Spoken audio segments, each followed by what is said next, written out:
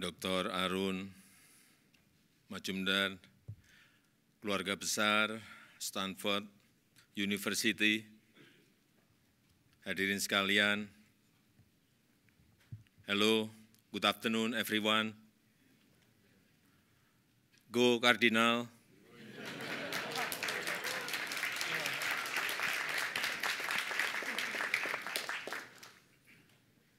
Jadi sebelum ke sini, saya tadi bertanya-tanya terlebih dahulu di Stanford ini jargonnya apa?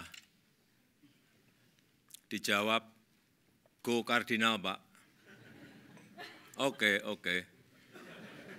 Lalu saya tanya lagi, what are Stanford identical colors?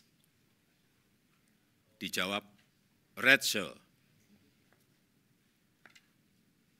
That's why I decided to wear a red tie today. Red.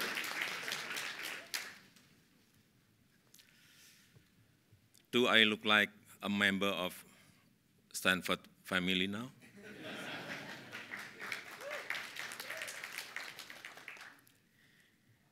Then you must be curious. Is that important?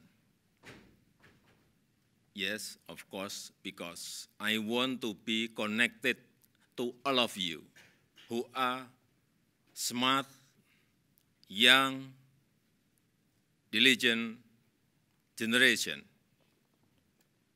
Applause for Stanford University.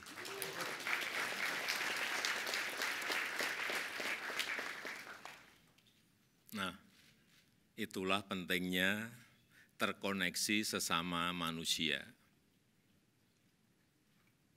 Begitu juga dengan terkoneksi dengan alam.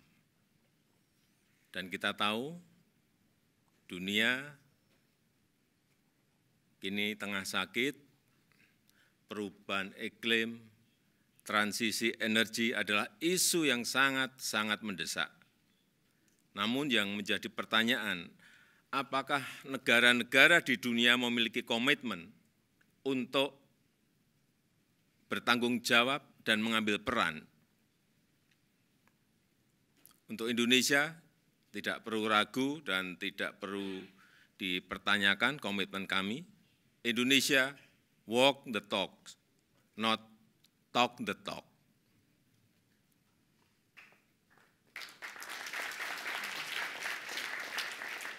Indonesia telah menurunkan emisi 91,5 juta ton, dan di tahun 2022, supaya Bapak Ibu tahu, laju deforestasi bisa ditekan sampai 104.000 hektar.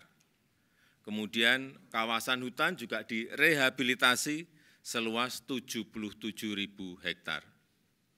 Hutan bakau direstorasi seluas 34.000 hektar, hanya dalam waktu 1 tahun. Namun, ini saya sampaikan di mana-mana, setiap ketemu yang namanya investor,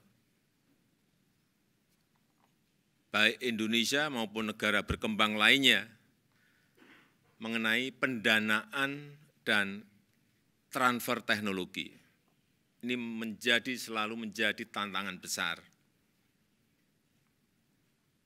Karena memang kita butuh investasi yang sangat besar, serta transfer teknologi dan kolaborasi. Inilah yang menjadi tantangan dan sering menyulitkan negara-negara berkembang.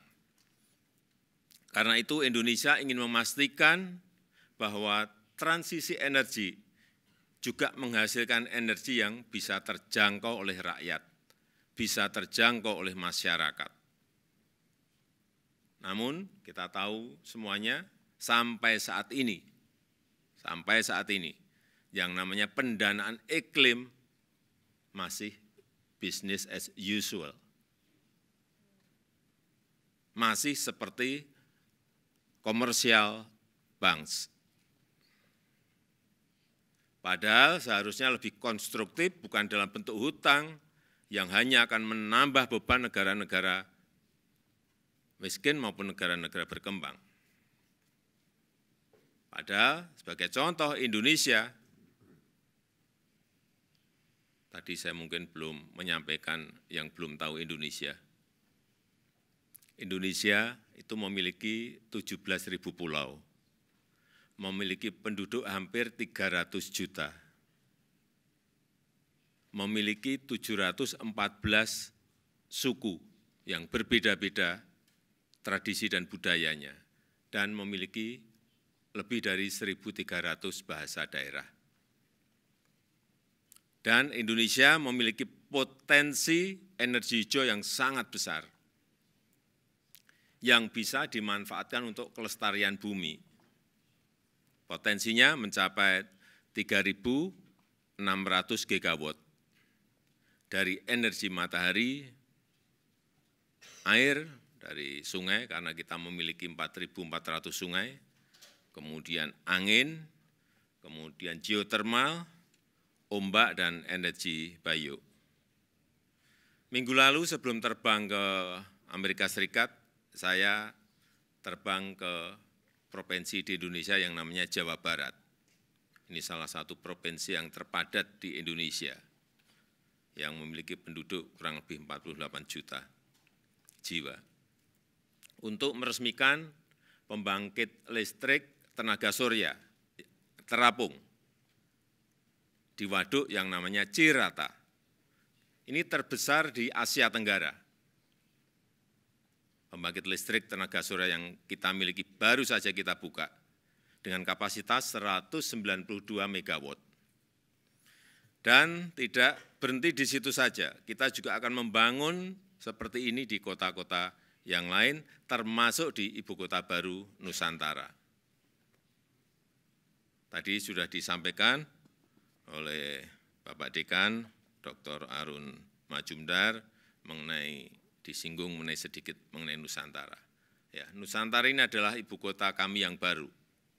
Sebuah kota pintar berbasis hutan, 70% areanya hijau, area hutan, dan kita nanti akan menggunakan juga energi hijau dari matahari dan dari hidro, dan supaya saudara-saudara tahu bahwa yang pertama kali kita bangun saat akan membangun ibu kota Nusantara ini adalah membangun Nursery Center, membangun Botanical Center yang berkapasitas 15 juta bibit pohon per tahunnya, 15 juta bibit pohon per tahunnya. Yang itu nanti akan kita tanam setiap tahunnya di ibu kota Nusantara dan di Pulau Kalimantan. Inilah showcase transformasi Indonesia, dan tahun depan Indonesia berencana akan merayakan hari kemerdekaannya di Nusantara untuk menunjukkan bahwa kita telah memiliki ibu kota baru, meskipun mungkin selesainya ibu kota ini baru 15 atau 20 tahun yang akan datang. Saya kira mungkin akan menjadi sebuah ide yang baik, ide yang seru jika mahasiswa Stanford University melakukan studi tur ke Nusantara untuk melihat lebih dekat proses dan progresnya. Nanti mungkin di sana bisa melakukan riset secara kilat dan belajar tentang sisi keberlanjutan dalam membangun sebuah green city. Saya ini lulusan kehutanan, jadi jika nanti dibutuhkan saya bisa menjadi guide-nya.